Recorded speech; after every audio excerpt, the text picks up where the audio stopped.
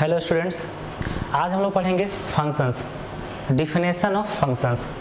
तो सबसे पहले स्टार्ट करते हैं ना, डिफिनेशन ऑफ फंक्शन कि फंक्शन होता क्या है। सबसे पहले ये समझेंगे। तो हम लोग रिलेशन पढ़ चुके हैं लास्ट वीडियो लेक्चर में। तो किसी भी रिलेशन को फंक्शन होने के लिए एक कंडीशन है कि वो रिलेशन फंक्शन कब हो सकता है, और वो कंडीशन क्या है? वो कंडीशन है कि अगर मान लीजिए कि एक सेट है A, एक सेट है B, और A का एलिमेंट B से रिलेटेड है, और किस रूल से? एक रूल है R, जो रिलेशन में हम लोग पढ़ते थे ना। एक रूल है R जिससे सेट A का एलिमेंट सेट B के एलिमेंट से रिलेटेड है। तो अब इसमें एक रूल है कि A का सारा एलिमेंट का इमेज B में होना चाहिए। इस रिलेशन को फंक्शन होने के लिए कंडीशन क्या है कि A का सारा एलिमेंट का इमेज B में होना चाहिए, और each element of A has a unique image in B. Each element of A has a unique image in B. ये बात है। अब इसको समझते हैं कि क्या है ये, इसका मतलब। तो किसी भी रिलेशन को फंक्शन होने के लिए क्या कंडीशन है कि each element of A has a unique image in B. ये नोट डाउन कर लेते हैं ना हम लोग। each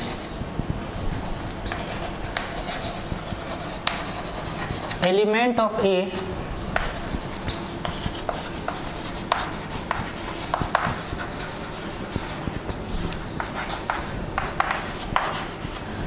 each element of A has a unique image in B. Means अगर A का एलिमेंट B से रिलेटेड है इस तरह से कि 1 5 से रिलेटेड है, 2 7 से रिलेटेड है, 3 6 से रिलेटेड है, 4 9 से रिलेटेड है, तो यहाँ पे देखिए 1 जो एलिमेंट है, अच्छा सबसे पहले चीज है कि A में कोई भी एलिमेंट छूटना नहीं चाहिए, सारा एलिमेंट का इमेज होना चाहिए। उसके बाद ये देखें कि 1 का इमेज सिर्फ 5 है, मीन्स 1 का एक ही सिंगल इमेज है और उसके अलावा और कोई इमेज नहीं है। 2 का इमेज है 7, सिंगल इमेज है, मीन्स यूनिक इमेज है। 3 का इमेज है 6, 4 का इमेज है 9, तो ये फंक्शन है। कैसा होता तो फंक्शन नहीं होता, मीन्स अगर 4 का इमेज यहाँ 7 कर दिया, 4 का इमेज अगर 7 कर दिया, तो क्या अभी भी ये फंक्शन है? डिफिनेशन क्या है कि each element of A has a unique image in B. each element 1 2 3 4 सारा एलिमेंट का यूनिक इमेज है कि नहीं? देखो 1 का इमेज क्या है? 5, एक ही सिंगल इमेज है। 2 का इमेज है 7, एक ही सिंगल इमेज है। 3 का इमेज है 6, एक ही सिंगल है। 4 का इमेज है 7, एक ही सिंगल है ना। मीन्स यहाँ से सिंगल लाइन जाना चाहिए, मतलब ईच एलिमेंट का एक सिंगल इमेज बनना चाहिए B में, तभी ये फंक्शन होगा। अगर ऐसा कर देते इसमें कि 3 का जो इमेज 6 है, 3 का इमेज 6 है, तो 3 का इमेज एक तो 9 कर दो, एक 3 का इमेज 6 रहने दो, ठीक है। तो अगर ऐसा होता तो देखिए 1 का इमेज जो सिंगल इमेज है 5, 2 का इमेज है 7, 3 का इमेज देखिए 3 का इमेज 6 भी है और 3 का इमेज 9 भी है, तो 3 का यहाँ पे यूनिक इमेज तो नहीं हुआ ना। अब 3 का यहाँ यूनिक इमेज नहीं हुआ, तो ये रिलेशन है लेकिन फंक्शन नहीं है। ये रिलेशन फंक्शन नहीं है। मीन्स किसी भी रिलेशन को फंक्शन होने के लिए क्या कंडीशन है कि अगर रिलेशन A to B में है तो each element of A has a unique image in B. A का सारा एलिमेंट का इमेज B में मिलना चाहिए, A का कोई भी एलिमेंट छूटना नहीं चाहिए, और हर एलिमेंट का एक से ज़्यादा इमेज नहीं होना चाहिए। ऐसा हो सकता है कि 2 एलिमेंट का सेम इमेज होगा, 2 एलिमेंट का सेम इमेज होगा, तो उसका थोड़ी मतलब है कि किसी एक एलिमेंट का एक से ज़्यादा इमेज हो रहा है ना। तो हर एलिमेंट का एक ही इमेज होना चाहिए B में, किसी भी 2 एलिमेंट का सेम इमेज हो सकता है, और A का कोई भी एलिमेंट छूटना नहीं चाहिए, तब इस रिलेशन को फंक्शन बोलेंगे। क्लियर? तो ये अब जो बना, अब ये फंक्शन नहीं है। अगर हम दूसरा डायग्राम लेते हैं, एरो डायग्राम, अगर मान लें यहाँ लेते हैं 1 4 9, 16, यहाँ पे 1, 2, 3, 4, 5 ऐसा। तो 1 का 1, 4 का 2, 9 का 3, 16 का 4। अगर ऐसा मान लेते हैं कि एक रूल है R, एक रूल है R मीन्स जो एक रिलेशन है R जो सेट A का एलिमेंट को सेट B के एलिमेंट से रिलेट कर रहा है। ओके, तो यहाँ पे क्या ये फंक्शन है? देखिए क्या ये फंक्शन है? A का सारा एलिमेंट का इमेज है, क्लियर? A का सारा एलिमेंट का इमेज है और A का सारा एलिमेंट का यूनिक इमेज भी है, एक ही इमेज है ना, सिंगल सिंगल। तो ये फंक्शन है, क्लियर? तो रिलेशन, कोई भी रिलेशन फंक्शन तभी होगा जब A का ईच एलिमेंट का यूनिक इमेज होगा B में, तभी वो फंक्शन होगा, क्लियर? ये डिफिनेशन है। तो अब ये जब ये फंक्शन है तो ये जो R है ये अब हो जाएगा F, क्योंकि फंक्शन को F से डिनोट करते हैं। ये हो गया F। अब F है तो 1 का 1, 4 का 2, 9 का 3, 16 का 4। तो जब फंक्शन ये है तो यहाँ पे डोमेन क्या होगा, रेंज क्या होगा, कोडोमेन क्या होगा? जैसे हम लोग रिलेशन में पढ़े थे ना, डोमेन, रेंज, कोडोमेन। तो डोमेन क्या होता है? A का जो एलिमेंट इस रिलेशन में पार्टिसिपेट कर रहा है वो हो जाएगा डोमेन। तो A का कौन सा एलिमेंट पार्टिसिपेट कर रहा है? A का सारा एलिमेंट पार्टिसिपेट कर रहा है ना, क्योंकि रिलेशन को फंक्शन होने के लिए A का सारा एलिमेंट को इस रिलेशन में पार्टिसिपेट करना पड़ेगा। तो डोमेन क्या हो जाएगा? डोमेन हो जाएगा सेट A का पूरा एलिमेंट, सेट A का पूरा एलिमेंट। डोमेन हो जाएगा सेट A इटसेल्फ, डोमेन हो जाएगा पूरा सेट A जो पार्टिसिपेट कर रहा है इस रिलेशन में, इस फंक्शन में। अच्छा, अब रेंज क्या हो जाएगा? रेंज होगा B का जो एलिमेंट इस फंक्शन में पार्टिसिपेट कर रहा है, मीन्स A का सारा एलिमेंट का इमेज जहां जा रहा है वो हो जाएगा रेंज। तो रेंज में क्या आ जाएगा? 1, 2, 3, 4, बस 5 नहीं आएगा क्योंकि 5 इस फंक्शन में पार्टिसिपेट नहीं कर रहा। तो B का एलिमेंट जो फंक्शन में पार्टिसिपेट कर रहा है वो हो जाएगा रेंज। तो रेंज हो जाएगा, सेट बना देंगे, रेंज हो जाएगा 1, 2, 3, 4। अब एक वर्ड आता है कोडोमेन। कोडोमेन क्या हो जाएगा? कोडोमेन होगा सेट B का सारा एलिमेंट, सेट B का पूरा एलिमेंट हो जाएगा कोडोमेन। तो कोडोमेन है सेट B इटसेल्फ। तो हम लोग अभी फंक्शन समझ लिया, फंक्शन क्या होता है, डोमेन, रेंज, कोडोमेन। और हम लोग एक एग्जांपल देखते हैं फंक्शन को क्लियर करने के लिए कि एक रिलेशन है n to n means natural number two natural number. तो ये जो लिखा रहता है ना, ये क्या लिखा रहता है? ये होता है सेट A, ये होता है सेट B। और सेट A क्या होता है? डोमेन।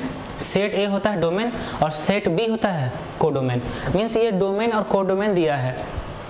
एक रिलेशन डिफाइंड है xy where x and y all belong to natural number such that y equal to 2x। Define है y equal to 2x means अगर यहाँ पे कोई सेट है A, यहाँ कोई सेट है B, दोनों का दोनों नेचुरल नंबर है ना, नेचुरल नंबर है, set A set B natural number है, तो इसमें एलिमेंट होगा 1, 2, 3, 4 इस टाइप से। इसमें भी एलिमेंट हो जाएगा इसी टाइप से 1, 2, 3, 4, 5, 6, 7, 8 इस तरह से एलिमेंट होगा ढेर सारा। अब जो रिलेशन है वो डिफाइन क्या है? X y such that y equal to 2x, x y such that y equal to 2x, y equal to 2x means x का वैल्यू a से लेना है फर्स्ट और y का वैल्यू b से लेना है। तो x का वैल्यू अगर 1 रखेंगे, x का वैल्यू अगर 1 रखेंगे तो y कितना मिलेगा? 2 into 1 2 मिल जाएगा ना। x का वैल्यू 1 रखेंगे तो y मिल जाएगा 2, 2 रखेंगे तो 4, 3 रखेंगे तो 6, 4 रखेंगे तो 8, 5 to 10, 6 to 12 इस टाइप से जा रहा है। तो 7 का भी मिल जाएगा 14, 8 का भी मिल जाएगा 16। तो सारा एलिमेंट का इमेज तो मिलेगा ना B में, सारा एलिमेंट का इमेज तो B में मिल जाएगा। तो क्या ये फंक्शन है ना? फंक्शन तो है क्योंकि सारा एलिमेंट का इमेज मिल रहा है और सारे एलिमेंट का यूनिक इमेज भी मिल रहा है। तो A का सारा एलिमेंट का यूनिक इमेज है B में, मीन्स ये रिलेशन एक फंक्शन है। तो जब ये फंक्शन है तो हम लोग यहाँ से f लिख सकते हैं, ये फंक्शन है। अब ये फंक्शन है तो इसका डोमेन, रेंज, कोडोमेन क्या होगा? तो डोमेन तो दिया हुआ है ना नेचुरल नंबर, इसका डोमेन हो जाएगा पूरा सेट A मीन्स इसका जो डोमेन होगा, डोमेन हो जाएगा नेचुरल नंबर जो सेट A इटसेल्फ है। अच्छा, इसका रेंज कितना हो जाएगा? इसका रेंज हो जाएगा 2 4 6 8, मतलब b का वो एलिमेंट जो इस फंक्शन में पार्टिसिपेट कर रहा है। तो रेंज क्या हो जाएगा 2 4 6 8 10 12, means even natural number, even natural number हो जाएगा इसका रेंज। और कोडोमेन क्या होगा, कोडोमेन क्या होगा, कोडोमेन मीन्स बी का सारा एलिमेंट। तो बी का सारा एलिमेंट क्या है, नेचुरल नंबर इटसेल्फ है ना, क्योंकि फंक्शन गिवन है natural number two natural number, natural number two natural number given है, तो ये हो जाएगा डोमेन, ये हो जाएगा कोडोमेन। तो डोमेन तो कोडोमेन प्लेस पता है ना, बस हम लोग फंक्शन देख लिए एरो डायग्राम बना के, ये फंक्शन है कि नहीं, फंक्शन है तो इसका रेंज क्या होगा, डोमेन क्या होगा, ये हम लोग समझ लिए ना। ओके, अब हम लोग देखेंगे कि किसी भी फंक्शन को y equal to f of x लिखा जाता है, फंक्शन को इस टाइप से भी डिनोट करते हैं, y equal to f x means function of x, मतलब ये x का फंक्शन है। अगर कोई सेट है इस टाइप से, सेट A सेट B, तो x का वैल्यू यहाँ से रखते जाएंगे और y यहाँ पे मिलते जाएगा, तो y किसका फंक्शन हो जाएगा, मतलब y किस पर डिपेंड कर रहा है, y x का वैल्यू पर डिपेंड करता है। x का वैल्यू जो भी रखेंगे, जैसे पिछला क्वेश्चन में x का वैल्यू 1 रखे तो y कितना मिला था 2, x का वैल्यू 2 रखे तो y कितना मिला था 4, तो y का जो वैल्यू है वो x पर डिपेंड कर रहा है ना, y का वैल्यू x पर डिपेंड कर रहा है, तो y x पर डिपेंडेंट फंक्शन है, y x पर डिपेंडेंट है, तो इसको बोलते हैं y is the function of x, तब ये बोला जाता है y is the function of x। तो y equal to f of x। अब f of x function x का है और किस टाइप से x का फंक्शन है, ये हम मान लेते हैं कि 2x प्लस 1 ये फंक्शन है, fx equal to 2x plus 1, y जो है x का फंक्शन है और वो फंक्शन क्या है 2x प्लस 1, इस टाइप से लिखा रहता है। तो अगर इस टाइप से लिखा है, यहाँ पे डोमेन और कोडोमेन नहीं दिया रहता है, जैसे पिछला क्वेश्चन में लिखे थे ना हम लोग fn to n, तो y equal to fx which is defined as 2x plus 1, तो ये एक फंक्शन है, यहाँ डोमेन कोडोमेन नहीं दिया है, तो डोमेन कोडोमेन नहीं दिया है तो हम लोग कैसे समझेंगे क्या होगा डोमेन क्या होगा कोडोमेन। ओके, तो ये जो फंक्शन है इसका डोमेन मतलब क्या होगा, डोमेन मतलब x का वैल्यू ना, x का वैल्यू जो सेट A का पूरा एलिमेंट जो इस फंक्शन में पार्टिसिपेट करेगा, तो x का वो सारा वैल्यू जिससे fx डिफाइन होगा, जिससे y डिफाइन होगा, मींस x का वैल्यू वो सारा जिससे y कोई ना कोई रियल नंबर मिलेगा, अनडिफाइंड नहीं होना चाहिए, तो x का वो सारा वैल्यू डोमेन हो जाएगा। अगर यहाँ पे डोमेन नहीं दिया हुआ है तो हम लोग यहाँ से डोमेन फाइंड करेंगे, मीन्स ये फंक्शन कहाँ पर डिफाइन है, x का किस वैल्यू के लिए फंक्शन डिफाइन है जिससे ये रियल नंबर मिलेगा। अच्छा, डोमेन तो हम लोग फाइंड करेंगे इस तरह से, तो डोमेन इसका क्या हो जाएगा कि x का कुछ भी वैल्यू रखेंगे, x का कोई भी रियल नंबर रखेंगे, हमेशा fx का रियल नंबर ही मिलेगा।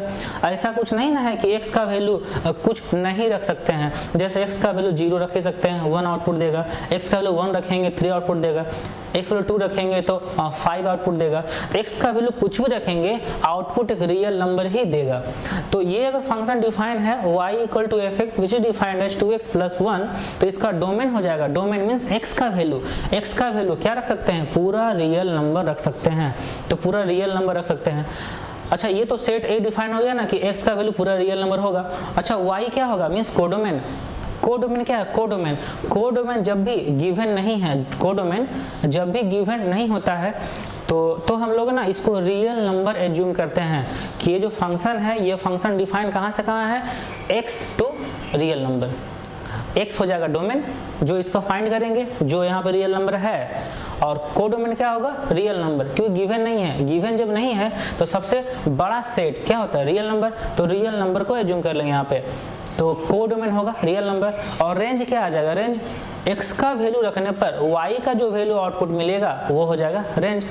तो रेंज क्या आ जाएगा, x का वैल्यू रखेंगे 0 तो रेंज आ जाएगा 1, तो रेंज भी पूरा रियल नंबर आ जाएगा, क्योंकि अभी हम तो 0 रख रहे हैं तो 1 मिल रहा है, 1 रख रहे हैं 3 मिल रहा है, 2 रख रहे हैं तो 5 मिल रहा है, तो 1.2 1.3 1.4 सारा रियल नंबर रख सकते हैं ना, तो इसका रेंज क्या मिलेगा, रेंज भी पूरा रियल नंबर मिलेगा, कोई भी ऐसा नंबर नहीं जो छूट रहा है।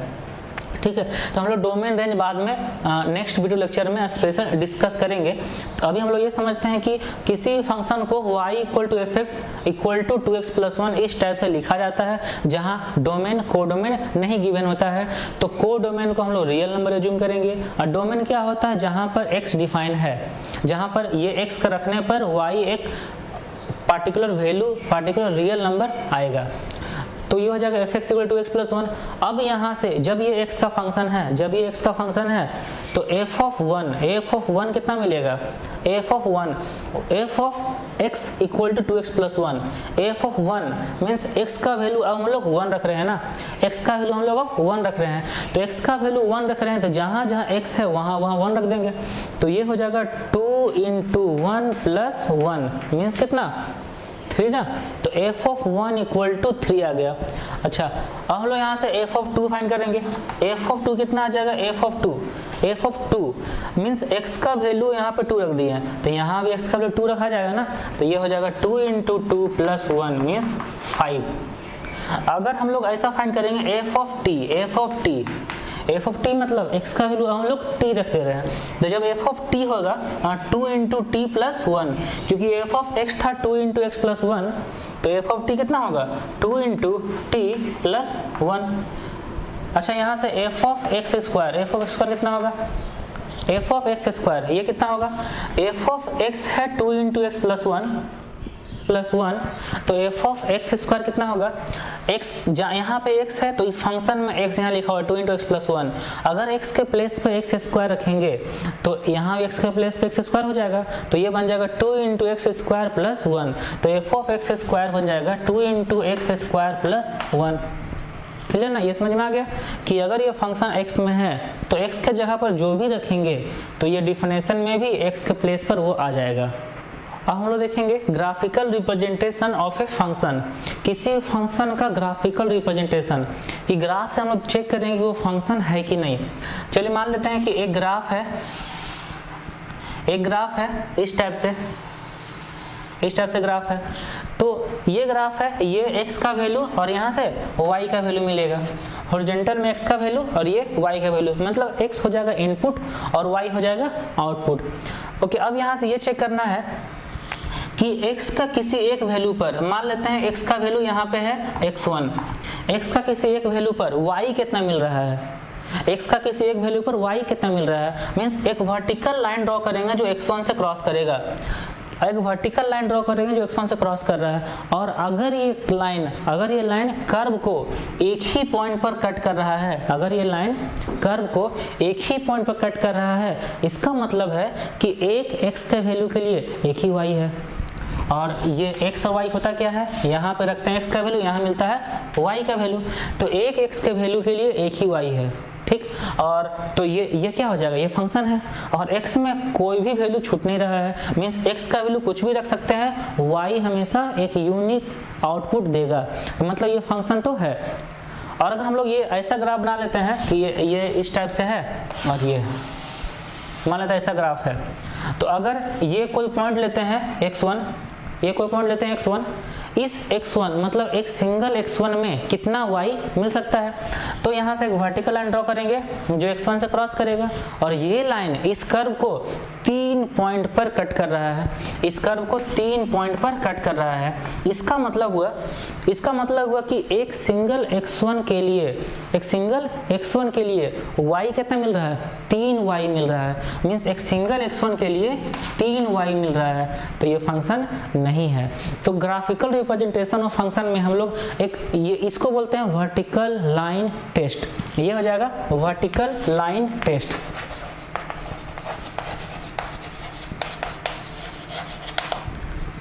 वर्टिकल लाइन टेस्ट मीन्स एक वर्टिकल लाइन ड्रॉ करेंगे और वो लाइन अगर कर्व को एक ही पॉइंट पर कट कर रहा है तब ये ग्राफ, ये कर्व एक फंक्शन है। मीन्स तो ये फंक्शन है और ये फंक्शन नहीं है ना, क्योंकि वर्टिकल लाइन कर्व को एक से ज्यादा पॉइंट पर कट कर रहा है।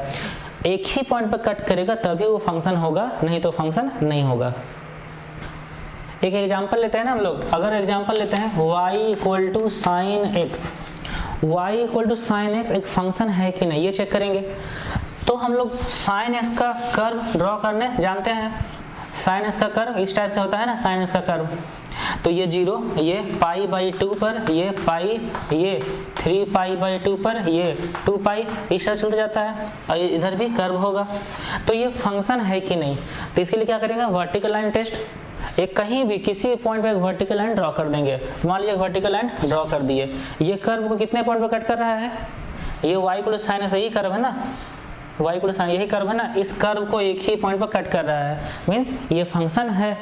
क्लियर ना, कि अगर कोई वर्टिकल लाइन ड्रॉ करेंगे और वो कर्व को एक ही पॉइंट पर कट करेगा तब वो फंक्शन होगा, मीन्स y को साइन एक्स एक फंक्शन है। अब हम लोग कुछ क्वेश्चन करते हैं इस टॉपिक पे। Let f r to r defined as fx equal to x minus 1 by x square plus 1, then find f0 plus f1 plus 2 and f3, ये फाइंड करना है। एक फंक्शन है r to r मीन्स ये domain और ये codomain. Defined है fx equal to x minus 1 by x square plus 1, हम लोग फाइंड करना है f0 plus f1 plus 2 and f3, ये फाइंड करना है। तो ये फंक्शन है fx equal to x minus 1 by x square plus 1, ये x का फंक्शन है। इस x में अगर रखेंगे 0 तो इस डिफिनेशन में भी जहाँ जहाँ x है वहाँ 0 हो जाएगा। तो f0 कितना मिलेगा, f ऑफ 0 मीन्स x का वैल्यू 0। अगर यहाँ 0 रखेंगे तो 0 माइनस 1 बाई 0 प्लस 1 कितना आ जाएगा, माइनस 1 ना, ये आ जाएगा माइनस 1। और अगर 1 रखेंगे f ऑफ 1 मीन्स x का वैल्यू 1 तो कितना आ जाएगा, 1 माइनस 1 0 बाई 1 प्लस 1 2, तो 0 बाई 2, तो f ऑफ 1 कितना आ जाएगा 0। एंड f ऑफ 2 कितना आएगा, 2 माइनस 1 बाई 2 is 4 plus 1 5, तो 1 बाई 5, तो f ऑफ 2 आ जाएगा 1 बाई 5। अब हम लोग आसानी से फाइंड कर सकते हैं ना, f0 प्लस f1 प्लस 2, तो f0 plus f1 plus f of 2, ये हो जाएगा f0 है माइनस 1, f1 है 0 और f2 है 1 बाई 5, तो ये हो जाएगा 1 by 5 minus 1 means minus 4 by 5, minus 4 by 5, तो ये हो गया माइनस 4 बाई 5 उसका वैल्यू। और हम लोग f3 फाइंड कर सकते हैं। f3 कितना आएगा, f3 मतलब x का वैल्यू 3 अगर रखेंगे तो 3 माइनस 1 बाई 3 स्क्वायर प्लस 1, तो 3 माइनस 1 2, 2 बाई 10, तो 2 बाई 10 मीन्स 1 बाई 5, तो f ऑफ 3 आ गया 1 by 5 and f0 plus f1 plus 2 आ गया minus 4 by 5। Now next question, f r to r means ये डोमेन या codomain, real number to real number is a function defined as such that f3 equal to 2, ये एक function है r to r such that f3 equal to 2, मतलब function का value 3 पर 2 है, मतलब x का वैल्यू 3 रखेंगे तो y का वैल्यू 2 आउटपुट मिलेगा। f of 3 equal to 2 and f of x plus 3 equal to f3 into fx, f of x plus 3 equal to f3 into fx, then find the value of f of minus 3, तो f of minus 3 का value find करना है। तो ये given है कि f of x plus 3 equals to f of 3 into f of x, ये given है। हम लोग को फाइंड करना है f of minus 3, तो f of minus 3 फाइंड करने के लिए सबसे पहले हम लोग को ये देखना पड़ेगा कि अगर यहाँ पे रखते हैं माइनस 3, यहाँ पे कि माइनस 3 कैसे आएगा, यहाँ पे अगर रखते हैं माइनस 3, x का वैल्यू माइनस 3, तो माइनस 3 रखें तो यहाँ कितना आ जाएगा 0, f0, और f0 हम लोग को नहीं पता है, तो सबसे पहले हम लोग को फाइंड करना पड़ेगा f0। f0 फाइंड करने के लिए पहले पुट करते हैं x इक्वल टू 0, इसमें x इक्वल टू 0 पुट करेंगे तो ये बन जाएगा f ऑफ 0 प्लस 3, ये हो जाएगा f ऑफ 0 प्लस 3, तो कितना हो जाएगा ये 3 इक्वल्स टू, और यहाँ पे तो f ऑफ 3 है ही, और ये हो जाएगा f ऑफ 0, और ये हो जाएगा f ऑफ 0, तो f of 3 equal to f of 3 into f of 0, clear ना। तो अब यहाँ से देखेंगे कि f ऑफ 3 का वैल्यू तो 2 था ना, f ऑफ 3 का वैल्यू तो 2 है, तो यहाँ रखेंगे 2 equal to 2 into f of 0, तो यहाँ से f ऑफ 0 मिल गया ना, f of 0 equals to f of 0 equal 2 by 2 1, तो f ऑफ 0 इक्वल टू 1 आ गया, तो f ऑफ 0 1 आ गया। अब हम लोग पुट कर सकते हैं x इक्वल टू माइनस 3, इस इक्वेशन, ये इक्वेशन है, इसमें x इक्वल टू -3 पुट कर सकते हैं, तो f ऑफ -3 + 3 ये आ जाएगा f ऑफ 0, तो this becomes f of 0 equal to f of 3, यहाँ f ऑफ 3 और fx मीन्स f ऑफ -3, क्योंकि x का वैल्यू हम लोग -3 लेके चल रहे हैं ना। ओके, अब f ऑफ 0 का वैल्यू कितना है 1, f ऑफ 3 का वैल्यू कितना है 2 इंटू f ऑफ -3 ये, तो f ऑफ -3 कितना होगा, f ऑफ -3 हो जाएगा 1/2, f ऑफ -3 आ गया 1/2 ये, तो f ऑफ -3 का वैल्यू फाइंड करना था, ये आ जाएगा 1/2। Now next question, if fx, find fx if f of x minus 1 equal to x square minus 1, f of x minus 1 equal to x square minus 1 given है, तो यहाँ से f of x find करना है, f of x minus 1 equals to x square minus 1 ये given है, और find क्या करना है, फाइंड करना है f of x, फाइंड करना है f of x, तो f of x फाइंड कैसे होगा, अगर ये x minus 1 x बन जाता, अगर ये x minus 1 x बन जाता तो fx मिल जाएगा ना।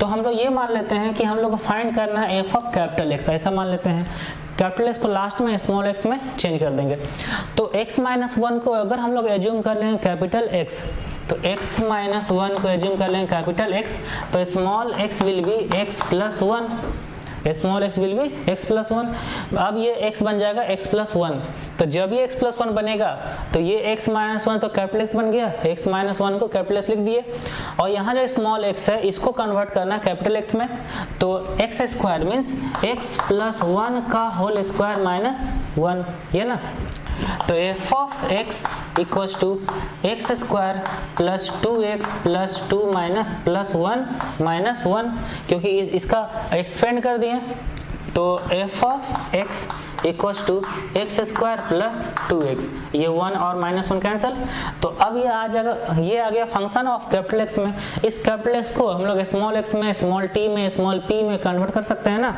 तो ये बन जाएगा f of x equals to x square plus 2x, तो ये मिल गया fx फाइंड करना था, और f of x minus 1 given था, x माइनस 1 को x से रिप्लेस कर दिए, चेंज कर दिया, और लास्ट में कैपिटल X को स्मॉल x में चेंज कर दिया, तो ये मिल गया final fx equal to x square plus 2x।